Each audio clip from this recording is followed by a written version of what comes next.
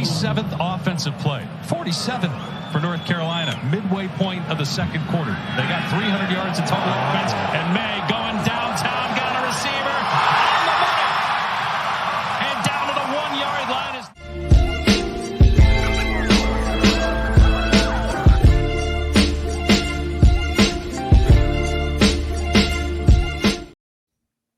Hello, welcome to Dynasty Degens Rookie Profiler Series. I'm Nerdboy Takes, and I'm joined again by Mr. Jay Stein at _Jason Stein.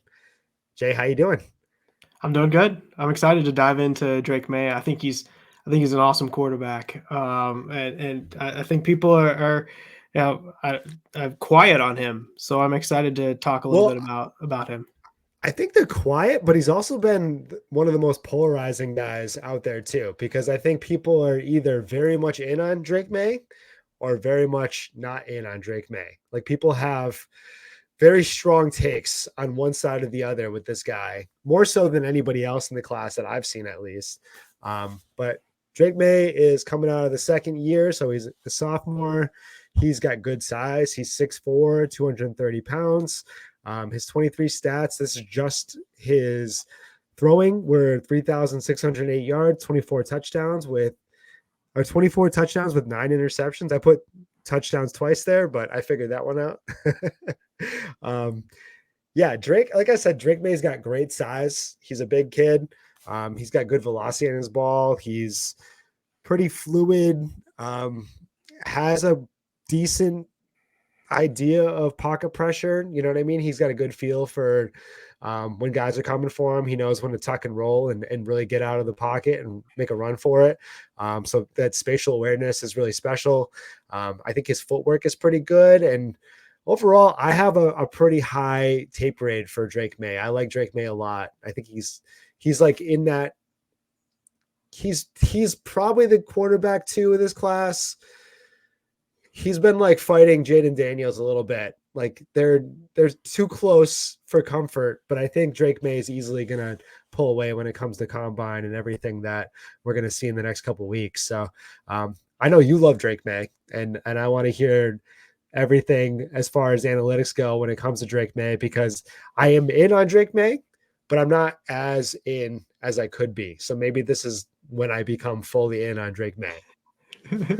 Well, let's hope so. If I can't make the case, then I don't know. We'll see. But Drake Maye is my QB2 in my tier 1.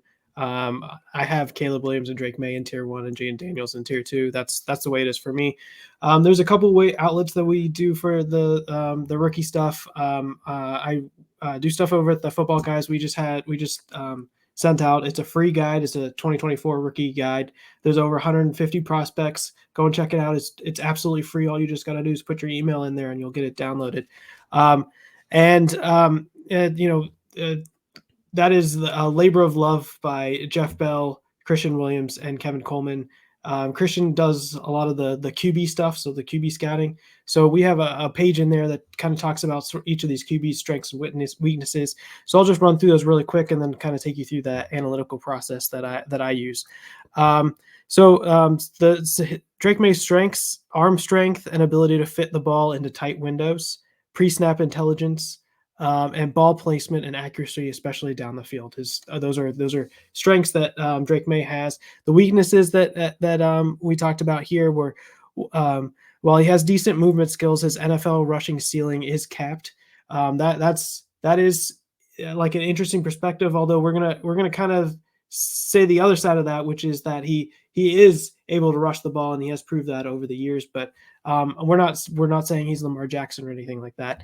It does feel like it's a little bit capped, but he does have the ability to pull the ball down and run and get that touchdown if he needs to.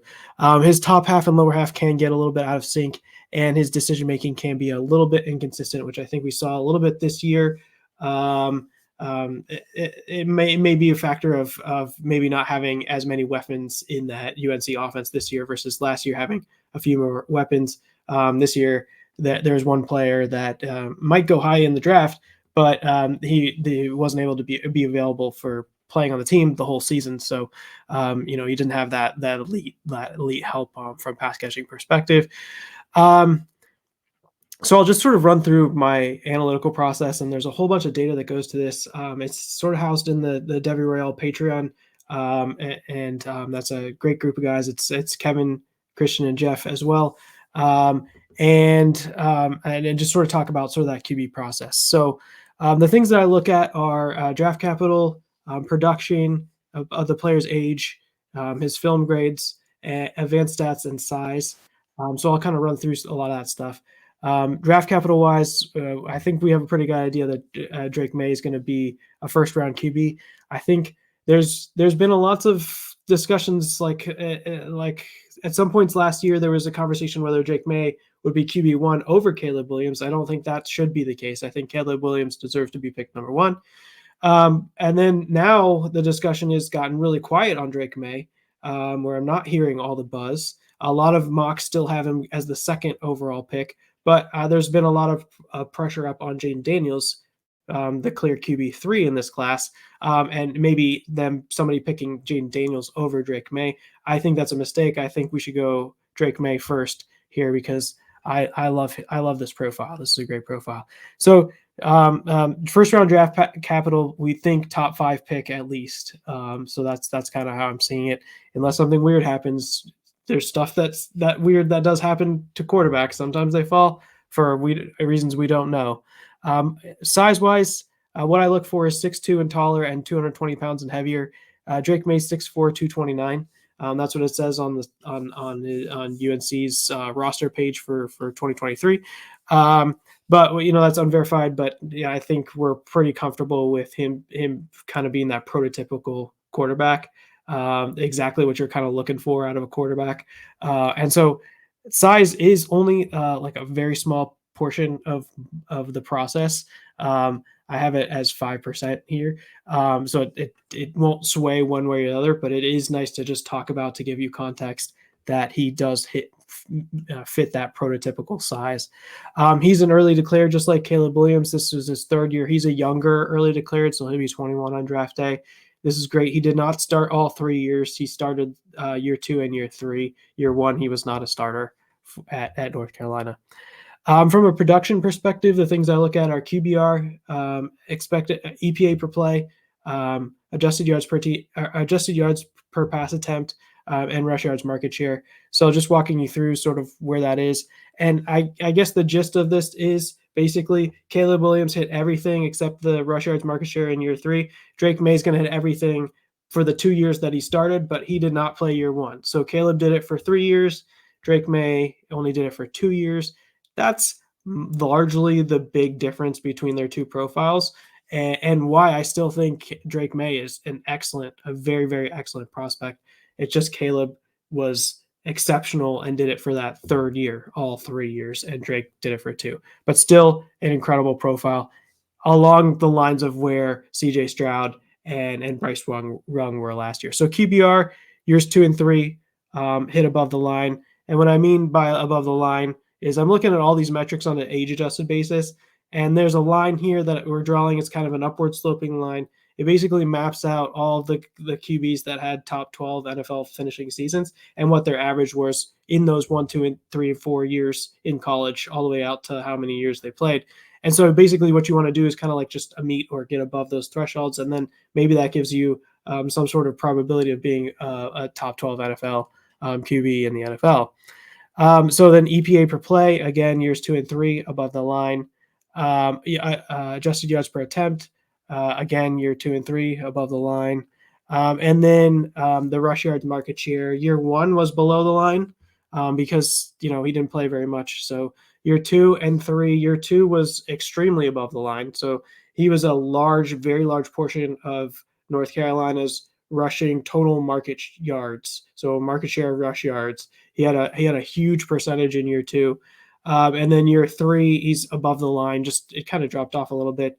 But I always thought year 2 was a little bit of a blip, maybe as just a sign of their offense. But years 2 and 3 above the line, that's what we care about. Don't think he's a Konami code type guy. Just we know that he can be involved in the rushing game and get you rush yards from a fantasy perspective. scored very high on PFF grading scale. I know he scores decently and very high in a lot of the draft pundits. If you're listening to them, the Dan Jeremiah, Dane Bruglers, like everybody's sort of in alignment that this, from a film grade perspective, Drake May is pretty good. You don't know whether that means that he'll be successful in the NFL. It's just, one component of this, and we're all scoring him fairly well, so that's a good sign. From the advanced PFF stats, what the things that I look at for quarterbacks, big time throw percentage, I'm looking at for something greater than 4%. May was at 8% on average for the 3 years. That is a huge, very high big time throw percentage. And I think it stands out over the last, however many years that we've been measuring this stuff. This not just having it for 1 year, but for 2 years, averaged a big time throw of 8%. That's a very high number. And so that's something to pay attention to. The turnover worthy praise percentage, I'm looking for something less than 3%. Drake May was 2.1% for the average of those 2 years. And adjusted completion percentage, I'm looking for something above 72% on average. And Drake May was a 75.3% completion percentage for those 3 years. So that's kind of how I look at Drake May's profile. I think he scores very well. A lot of that production stuff shows up very well. The main difference here is he's got above the line like Caleb Williams, but he only did it for 2 years, and Caleb Williams was able to do it for 3 years, which is very rare. So Drake May, tier 1 QB still, and meeting all of those metrics, just not like that, crazy step that Caleb Williams was able to do. Player comparisons wise, in this rookie guide, in the Football Guys rookie guide, Christian has him comp to Ben Roethlisberger, which I think is kind of interesting. I haven't seen that comp as many times. The comp that I've seen that I guess thrown on a lot, I think is Justin Herbert, which I think also makes a lot of sense as well for Drake May. And I think he's not Caleb Williams. I think he's clearly number 2 quarterback in this class, but I think he matches up really well with kind of how we were thinking about CJ Stroud and Bryce Young last year. That's kind of the grouping that I'd have him in. And then maybe Jaden Daniels in a 1 tier below that. That's kind of how I'm thinking about the class in total. Nice, man. I think, yeah, you sold me. Oh, man, I got to put Caleb. I think Drake May is going to go above Jaden Daniels for me. I think that's going to happen at some point. It might be happening now. I'm not sure, but it's a good stamp of approval from you. And I like to hear, everything about like my process for quarterbacks is always slower than it would be for wide receivers or running backs. I really wait until the last minute before I come to a concrete conclusion about how I feel about these guys. And I'm pretty fluid with it. And I think a lot of people are like that. So I think, if nothing else, hearing about the analytics from that side is really important. And then, people will probably change their mind 10 times over again. But that's what's fun about the top tier quarterbacks, where, nobody could choose between Bryce Young and Stroud. And then Anthony Richardson came out of nowhere from the top rope and pretty much, almost jumped both of them by getting that crazy DC. So it's a fun thing to look at early on for sure. Yeah, I think the way that the draft is playing out, I think Caleb, Drake, and Jaden all have a chance to go top 6. It'd be kind of weird if all 3 of them went 1 through 3, but that definitely could happen as well. I mean, with the premium that you put on the position. The reason that Jaden gets a little bit dinged in my process is just like it was really 3 years at Arizona State, 2 years at LSU. Those metrics that I talk about on an age-adjusted basis, it wasn't really until year 5 that he was able to jump over the line. So you have 4 years where there was like 1 or 2 points that you can point to where he might have gotten over the line, but for the most part, he didn't get over the line for 4 years. And then he had just one of the best college football seasons that you can imagine in year 5. That kind of profile is a little bit scary to me, but it doesn't mean that he doesn't hit. He can definitely hit, especially with the high draft capital. It's just it doesn't get you into that like sort of that tier one eliteness where I'm like very high probability that they're good, because there's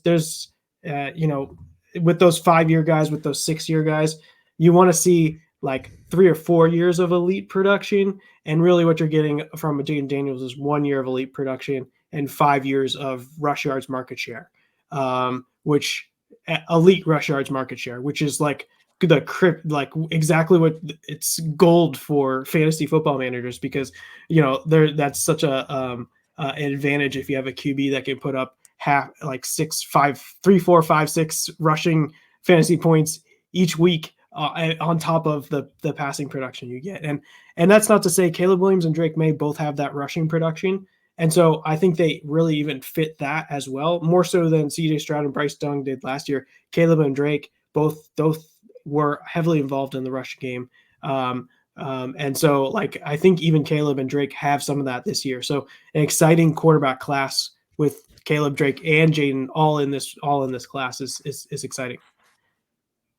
Yeah, man. And that was an exciting episode because, not only did we get Drake Maye, we got a little Jaden Daniels there at the end. So a little cherry on the Sunday, which was kind of nice. And you got to really hear about Jay's process. And Jay, before we sign off, why don't you tell everyone where they can find you? Like, tell them all about the football guys and where your articles are, and then your rankings over at Debbie Royale.